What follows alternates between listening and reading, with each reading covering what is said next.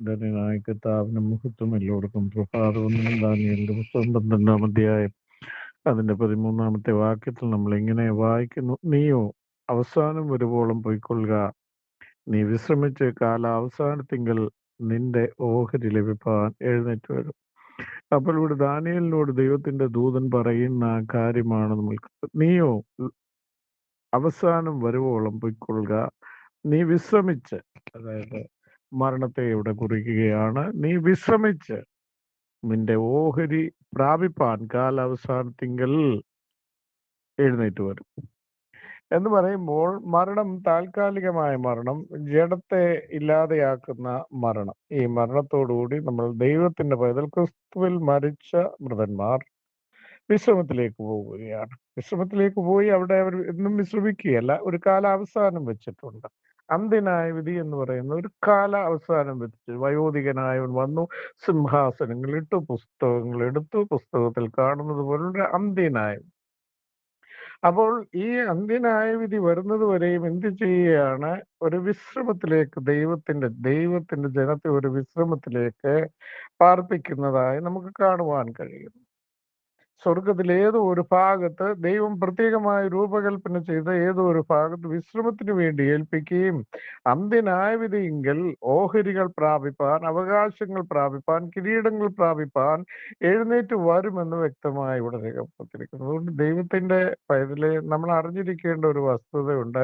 നമ്മുടെ ശരീരം നാം എന്നൊരു വ്യക്തിയെ ദേഹമായി, ദേഹിയായി, ആത്മാവായി സൃഷ്ടിക്കപ്പെട്ടിരിക്കും. ദേഹിയെ കുറിച്ച് പഠിക്കുമ്പോൾ അത് പ്രാണനായി ചിത്രീകരിക്കപ്പെട്ടിട്ടുണ്ട് ദൈവത്തിന്റെ വചനത്തിൽ. പ്രാണൻ രക്തമാണെന്ന് ലേവ്യ പുസ്തകത്തിൽ പറയുന്നു. നിങ്ങൾ ഒരിക്കലും രക്തം ഭക്ഷിപ്പാൻ പാടില്ല, അത് നിങ്ങളുടെ അതെ ആ മൃഗത്തിന്റെ പ്രാണനാകുന്നു. അത് മാംസം ഭക്ഷിക്കുവാൻ കർത്താവ് അനുവാദം തിരഞ്ഞെടുക്കപ്പെട്ട മൃഗങ്ങളുടെ മാംസം വറുത്ത് പക്ഷേ രക്തത്തോടു കൂടി മാംസം ഭക്ഷിക്കരുത്. കാരണം രക്തം അത് പ്രാണനാണ് എന്ന് പറയുന്നു.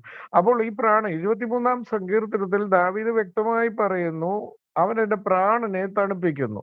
അപ്പോസ്തലനായിരിക്കുന്ന പൗലോസ് തെസ്സലോനിക്കർക്ക് ലേഖനം 2-ാം ലേഖനത്തിൽ വ്യക്തമായി പറയുന്നു, പ്രിയരെ, നിങ്ങളുടെ ആത്മാവും നിങ്ങളുടെ പ്രാണനും നിങ്ങളുടെ ദേഹവും സുഖമായി ഇരിക്കട്ടെ.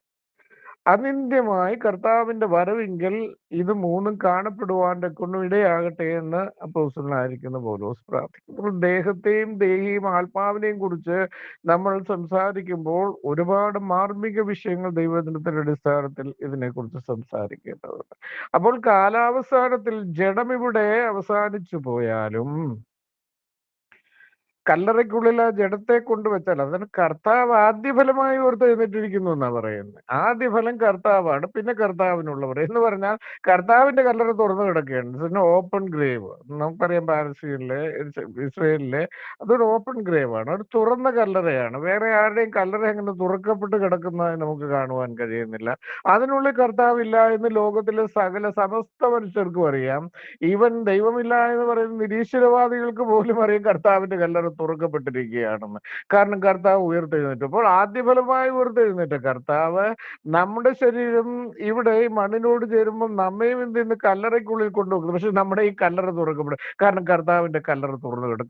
കർത്താവിന്റെ തുറന്നു കിടന്നത് നമുക്കൊരു ഒരു ഒരു വലിയ സന്തോഷത്തിന്, വലിയൊരു ആശയ്ക്ക്, വലിയൊരു പ്രത്യാശയ്ക്ക്, നമ്മുടെ ദുഃഖങ്ങൾ മറക്കുവാനുള്ള ഒരു കാരണം.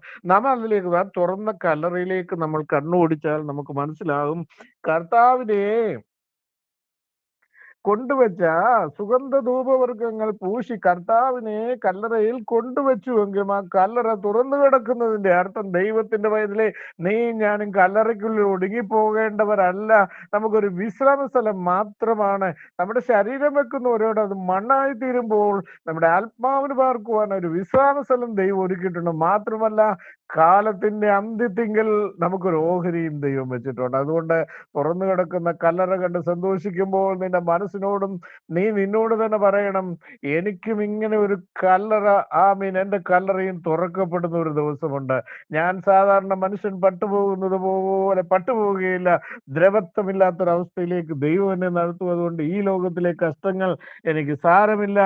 അതിനെന്നെ ശക്തിപ്പെടുത്തുന്ന എന്റെ ഉള്ളിൽ തന്നിരിക്കുന്ന പരിശുദ്ധാത്മാവിനെ അവസാനിപ്പിക്കാതെ മുന്നോട്ട് പോകുവാൻ ഞാൻ ശ്രമിക്കും. അതാണ് എൻ്റെ തീരുമാനം. അതിനായി ഞാൻ വാഞ്ചിക്കും, അതിനായി ഞാൻ കാത്തിരിക്കും എന്നുള്ള ഉറച്ച തീരുമാനത്തോടു കൂടി മുന്നോട്ട് പോകുവാൻ ദൈവവചനങ്ങളാൽ നമ്മളെ